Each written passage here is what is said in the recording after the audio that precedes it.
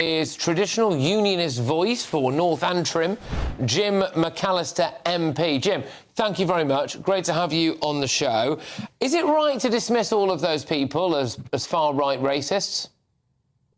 No, it's not. The name, by the way, is Allister, Jim Allister. Oh, sorry. No, it's not. And of course, it's easy to denigrate people. But of course, some of these people are giving those who wish to denigrate them a perfect opportunity to do so by engaging in violence. Violence isn't going to resolve this matter.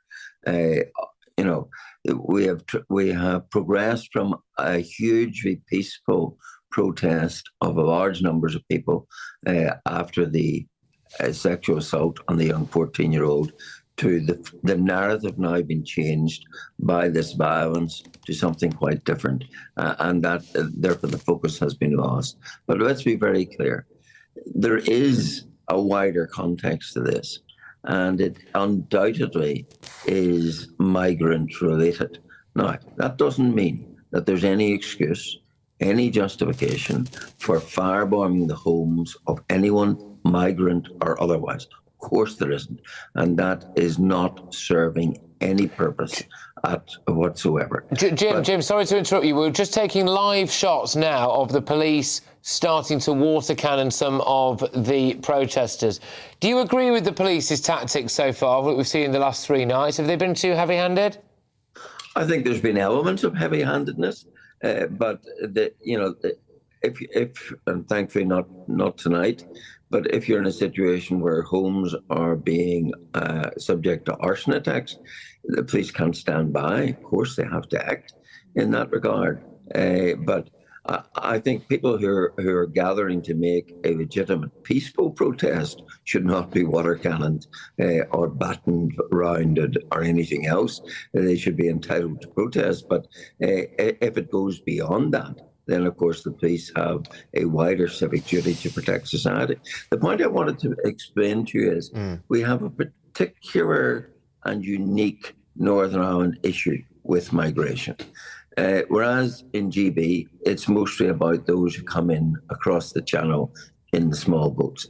In Northern Ireland, we have an open border with the Republic, which is a source of free passage of migrants. Now, because the Republic of Ireland is in the EU, every EU citizen, including the Roma who live in Romania and Bulgaria, have free passage on freedom of movement from there to the Republic.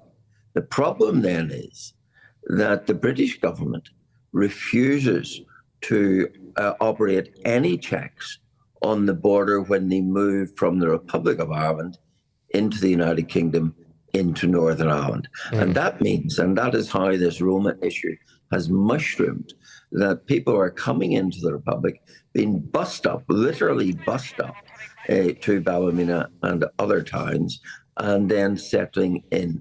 And we don't know, they're undocumented, they're unchecked. We don't know how many of them are illegals, how many of them are criminals. We don't know anything because nobody is carrying out any checks on them. So the government has to do something to resolve this situation. And what it has to do, it has to move to constrain the free flow of migrants from the Republic into Northern Ireland. In other words, we have to exercise control over our own borders. Yes, I know, but Jim, sorry to cut across you, but that's the perfect point, because that, to me, and I think to the vast majority of human beings, seems like an entirely logical thing. You're asking there for control over your own borders, and you will no doubt educate me, rightly so, on the exact nature of the Northern Irish political situation. However, I can say here on the mainland, as it is, we've all been voting for this for decades. And that's part of the problem, which is that you vote for things, you don't get it, you keep being told that if you want it, then you're a racist, and then something terrible happens, in this case allegedly happens, but something terrible happens, and then they're surprised when you kick off about it. Yes, and that is a component, an uncomfortable component of this. People have been talked down to for years about migration, about immigration. They have been certainly ignored in their concerns. And the political elite thinking themselves superior to them, have simply disregarded anything that's been said. That's why I'm saying if government needs to make a move to resolve this situation by beginning to constrain the free flow of immigrants from the Republic of Ireland into Northern Ireland and to assert control over our own borders. And of course, never forget for GB viewers that once they come into Northern Ireland, they are then free to travel into GB, and no doubt many of them do. And that, I suspect, is why we have so many undocumented immigrants across the nation. But all of that is part of the matrix of this, but none of that is a justification for violence. Jim, this is your constituency, isn't it, that we're looking at now? It is indeed. Right. And I must say... Yeah, go on. I must say, I find it very dispiriting to see people destroying their own town. You know, that is self-defeating. That is not serving any purpose. And, you know, one of the upshots of this will be that young men in the main will acquire criminal records which will blight their lives into the future. So it is important that people do not put themselves in harm's way in this regard, but the responsibility is also I think something appears to be happening, Jim. I'm just going to describe it for our radio listeners. The people were all... You now actually get a scale of exactly how many people were there, because the camera shot that we had before appeared to show people just at the entrance to one road. But clearly what's happened now is they've decided to march from the left to the right, and you are seeing that there must be over 1,000 people that are there. I'm not entirely sure why they've moved. Jim, I mean this in absolute respect, genuinely, because I don't want to be giving the impression that I think you should be putting yourself at harm's way or anything like that. But some people watching or listening to this might be expecting the local MP to be in the middle of that right now, telling people to calm down and go home. Why aren't you? Well, I'm just literally in from Westminster, where I did raise this issue today. I did raise this issue today on the floor of the House of Commons, but my councillors and the member of the Stormont Assembly for my party was there on Monday night, has been trying to mediate and bring some peace to this situation. But sometimes people get so angry that they don't want to listen to anyone. But the people that need to listen are government.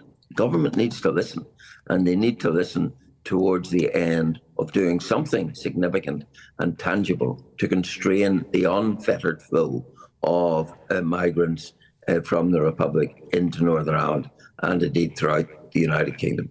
You know, we're in this very ironic situation where if you want to import goods from GB, the other part of the United Kingdom, to Northern Ireland, you have to pass through an international customs border, courtesy of the wretched Windsor Framework.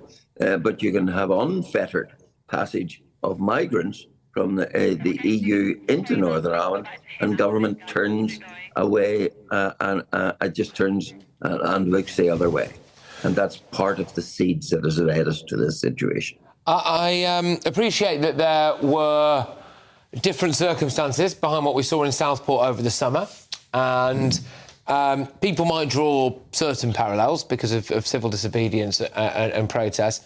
I am concerned, I don't know if you're concerned about this, about what we're seeing here in Northern Ireland, in Ballymena, you know, spreading across the country, with this almost being part of a precedent that's being set now, where people have had enough of social housing being taken, had enough of high taxes, had enough of maybe cultural or demographic change, had enough of crime, an additional level of crime on top of the crime that, of course, we just already have here, which is bad enough, don't get me wrong. And central government should be looking at this and thinking, instead of calling everyone a racist, maybe they need to do something about the problem. Yes, there's truth in that, and tonight, sadly, we have indications of copycat violence in other parts of Northern Ireland, and rather than subsiding, this matter is spreading, and that is why the government needs to do something positive to demonstrate that it is listening, that it is going to begin to restrain the unfettered flow of migrants, and I can do that very dramatically and very clearly from the south to the north. Jim, thank you for your time this evening. A pleasure to talk to you. I get the impression we might be speaking again at some point in the next day or two. Hopefully it's to say that it's all calmed down, of course. But it's Jim Allister there, who is the traditional unionist voice for North Antrim. He's the MP for that area. The reason why I cut him off there is because I want to go back now to GB News reporter Doogie Beattie, who is with us now. Doogie, so what happened? We saw a rush of people going down that road behind you earlier. Yes, the riders have a big section of them have broken away. They've ran down this road behind us and they've went in over a wall on a side street, and there is now a house on fire in that street. So, they've basically got round the back end of the police lines, I think, at this stage, Patrick. So as far as you're aware... We're trying to figure out exactly how many of them was. OK. So you suspect that there's a house on fire at the moment? Yes, we can see smoke coming up there. So definitely there is, they have targeted some property in there just in behind the houses on this side of us here. So yes, they definitely have.